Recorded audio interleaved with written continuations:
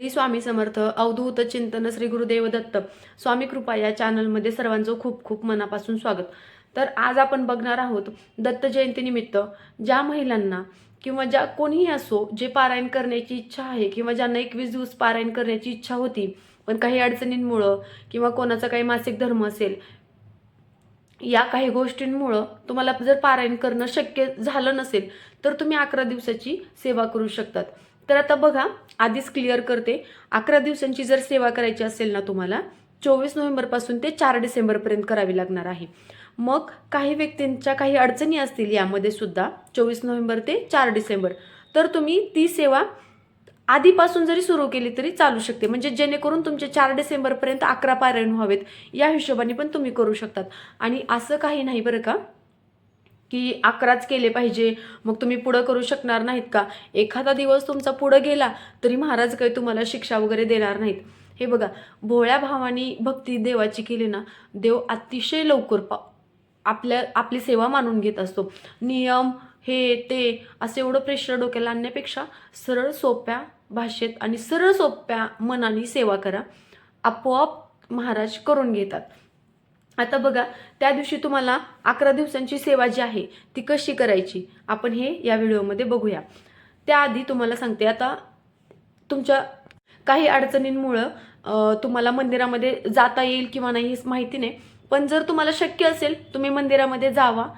त्या 24 तारखेला जर तुम्हाला पारायणाला सुरुवात करायची आहे, तुम्ही संध्याकाळी करणार असाल, तुम्ही दिवसभरामध्ये कधीही मंदिरात जावा.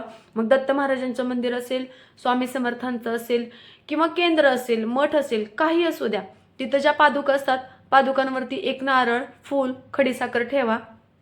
महाराजांना नवस बोला की महाराज मी 11 दिवसांची सेवा करणार आहे आणि ती तुम्ही माझ्याकडून निर्विघ्नपणे पार पाडून घ्या, हीच तुमच्या चरणी प्रार्थना. आणि तुमचं जी काही अडचणी आहेत, तुम्ही कशासाठी पारायण करत आहेत हे पण महाराजांना सांगा. नक्की तुमची इच्छा पूर्ण झाल्याशिवाय राहणार नाही. आता परत नंतर जर तुम्हाला मंदिरात जाणं शक्य नसेल, तुमच्या घरी स्वामी समर्थांची मूर्ती असेल, तुम्ही घरी सुद्धा मूर्तीसमोर नारळ, फूल, खडीसाखर ठेवून संकल्प सोडू शकतात आणि तुम्ही ह्या 11 दिवसाच्या सेवेला सुरुवात करू शकतात. आता बघा, फक्त स्वामी चरित्र सारामृतच का, मग आता बऱ्याच महिला, बऱ्याच लेडीज काही नोकरीला जातात, नोकरीच्या निमित्ताने, काही कामाच्या निमित्ताने त्यांना शक्य नसेल तर तुम्ही अजून पण दुसऱ्या खूप छान सेवा आहेत. घोराष्ट्र स्तोत्राची तर खूप छान अशी सेवा आहे.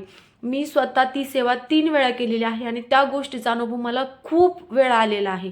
तर खूप खूप मोठ्या संकटातून मी त्या संकटातून बाहेर पडलेली आहे. तर मी त्यावरती सुद्धा व्हिडिओ बनवणार आहे. तो व्हिडिओ सुद्धा स्वामी कृपा या चॅनलवरती नक्कीच येईल. ती सुद्धा खूप छान सेवा आहे. किंवा तुम्ही मग तारक मंत्राची करू शकतात किंवा मग 1.25 लक्ष जपाची पण सेवा तुम्ही करू शकतात. काही करा, देवाला फक्त मनोभावे सेवेची गरज आहे. आपण फक्त सेवा केली ना मनोभावाने, मनामध्ये कुठलीही शंका न बाळगता सेवा केली ना, देव आपोआप ती सेवा मानून घेतात आणि आपण भोळ्या भावाने सेवा करायला सुरुवात करायची. कधीही कुठलीही शंका मनामध्ये आणायची नाही. तर चला आता बघूया, 24 नोव्हेंबर ते 4 डिसेंबर ही 11 दिवसाची सेवा जी आपण करणार आहोत, त्या दिवशी सकाळी सुशुरभूत होऊन तो संकल्प आधी सोडायचा आहे. संकल्प कसा सोडायचा सगळ्यांना माहिती असेल, जर नसेल माहिती तर मला कमेंटद्वारे कळवा, मी नक्कीच संकल्प कसा करावा हे सुद्धा, किंवा यूट्यूबवरती आहेच आता बऱ्याच गोष्टी अवेलेबल आहेत, संकल्प वगैरे कसा करावा तुम्ही ते पाहू शकतात. किंवा आपल्या हातामध्ये पाणी घ्यायचं, गंध, फूल, अक्षदा टाकायच्या, आपलं नाव बोलायचं, गोत्र सांगायचं, महाराजांना आपली काय अडचण आहे ती सांगायची, माझं हे काम पूर्ण होऊ द्या, याबद्दल मी ही सेवा 11 दिवसाची सेवा करत आहे आणि ही माझ्याकडून निर्विघ्नपणे पार पाडून घ्या, हे बोलायचं आणि तामणामध्ये पाणी सोडायचं.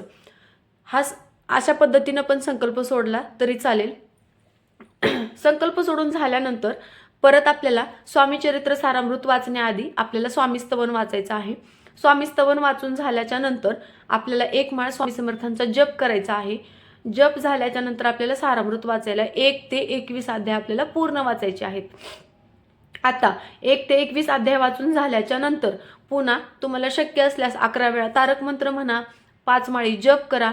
मग परत नंतर महाराजांची आपल्याला आरती करायची आहे. सुरुवातीला प्रथम गणपती बाप्पांची आरती करायची, नंतर स्वामी समर्थांची करा किंवा दत्त महाराजांची करा, कुठलीही करू शकतात किंवा नरसिंह महाराजांची केली तरी चालेल, तुम्हाला शक्य जी होईल ती करा.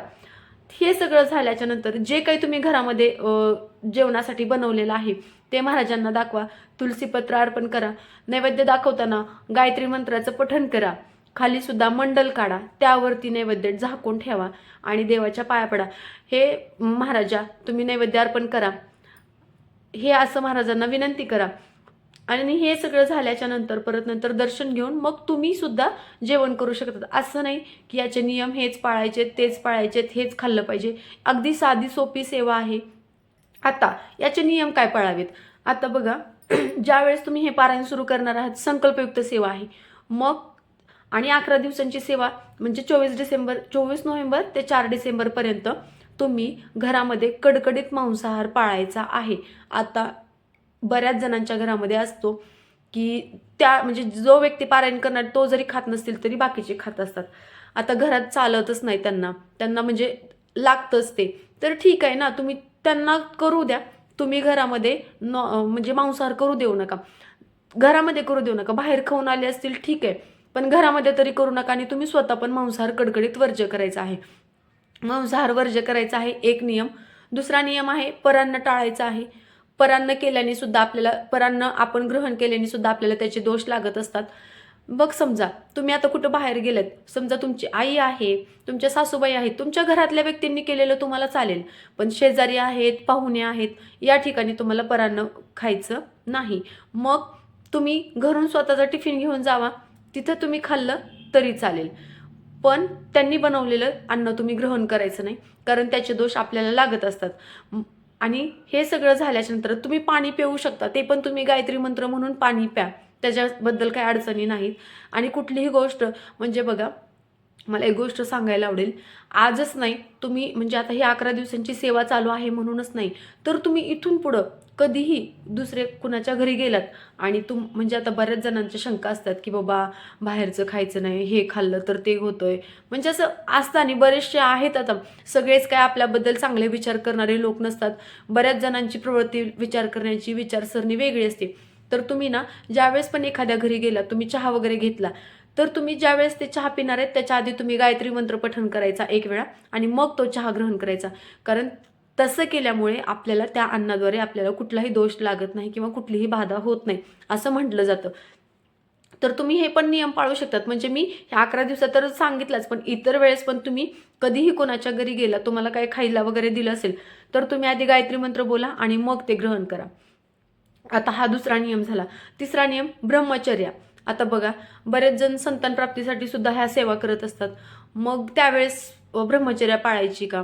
किंवा आता ब्रह्मचर्या म्हणजे एकच गोष्ट नव्हे, तर ब्रह्मचर्या म्हणजे राग, लोभ, मोह, मत्सर या सगळ्या गोष्टी आल्या. मग लोकांच्या बाबतीत वाईट पाठीमागं बोलणं, लोकांच्या बाबतीत वाईट मागं विचार करणं, त्याचं वाईट झालं पाहिजे, असं झालं पाहिजे, ह्या गोष्टींमध्ये सुद्धा ब्रह्मचर्या मांडली जाते. तर तुम्ही आपल्या नेहमी म्हटलं जातं, डोळ्यांनी चांगलं पाहावं, कानांनी चांगलं ऐकावं आणि आपल्या तोंडाने चांगलं बोलावं. लोकांबद्दल नेहमी चांगला विचार करा. स्वतःच्या मनामध्ये सुद्धा लोकांबद्दल वाईट विचार आणू नका. ह्या गोष्टी सगळ्या करणं, आणि ज्यावेळेस आपण हे सगळे नियम पाळतो त्यावेळेस झालेली सेवा सुफळ आणि संपूर्ण असते. तर ब्रह्मचर्या तुम्हाला शक्य असेल पाळा, नसेल सुशुर्भूत होऊन तुम्ही सेवा कंटिन्यू करू शकतात. आता हे सगळे नियम झाले, लक्षात आले असतील तुमच्या. तर आता आपल्याला 24 नोव्हेंबर ते 4 डिसेंबर ही दत्त जयंतीनिमित्त सेवा करायची आहे. आणि ही सेवा झाल्याच्या नंतर तुम्हाला शेवटच्या दिवशी म्हणजेच 4 डिसेंबरला आता या पारायणाचं उद्यापन कसं करायचं, तर बघा, तुम्हाला शक्य झाल्यास महाराजांना पुरणपोळी पण आवडते, पुरणपोळीचा नैवेद्य बनवू शकतात. नसेल महाराजांना बेसन लाडू आवडतात किंवा शिरा पण आवडतो. पिवळा शिरा असेल, साधा शिरा असेल, गव्हाची खीर असेल, कांदा भजी असतील, या सगळ्या गोष्टी महाराजांना आवडतात. यापैकी तुम्ही काही बनवू शकता आणि महाराजांना नैवेद्य दाखवू शकता. नैवेद्य दाखवून आरती वगैरे करून तुम्हीही महाराजांना जो नैवेद्य दाखवलाय ते ताट तुम्ही स्वतः पण घेऊ शकता किंवा घरात सगळ्यांना प्रसाद म्हणून देऊ शकता. हां, आणि अजून एक गोष्ट सांगते. आता बघा, घरामध्ये बऱ्याच काही व्यक्ती आजारी असतात किंवा काही गोष्टी असतात किंवा लहान मुलं हट्टीपणा करतात, ऐकत नाहीत, तापट आहेत. तर ना, तुम्ही ज्यावेळेस स्वामी चरित्र सारामृत वाचणार आहेत ना, त्यावेळेस तुम्ही घरामध्ये एक तांब्याचा कलश तुमच्या देवघरामध्ये भरून ठेवू शकता. त्याच्यावरती झाकून ठेवा, तुलसीपत्र एक ठेवा त्यावरती. आणि तुम्ही जे स्वामीचरित्र सारामृत पूर्ण ग्रंथपठण करणार, ते 1 ते 21 अध्यायाचं वाचन केलेलं जे आहे ते त्याच्यावरती पूर्ण सेवेचा प्रभाव पडणार आहे. तुम्ही 5 माळी जप करणार आहे ते पण त्याच्यावरती प्रभाव पडणार आहे. तारक मंत्राच्या सेवेचा पण त्याच्यावरती प्रभाव होणार आहे. आणि ते पाणी जे आहे ते एकदम प्रभावशाली ठरणार आहे.